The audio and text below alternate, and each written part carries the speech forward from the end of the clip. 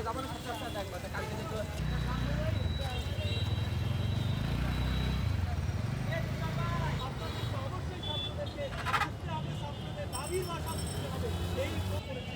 মৃত্যু আর মুক্তির নেশা থেকে তাদের যদি মুক্ত করতে পারেন তাহলে অবশ্যই তাদের আপনারা মেনে নেন এবং অচিরেই আমাদের দেশের শান্তি স্থাপন করেন।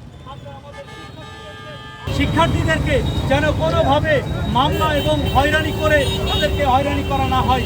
আপনারা দেখেছেন শিশু থেকে শুরু করে আজকের এই সমাজের যারা বৃদ্ধ, যারা দিনমজুর, তাদেরকেও গুলি করে হত্যা করা হয়েছে।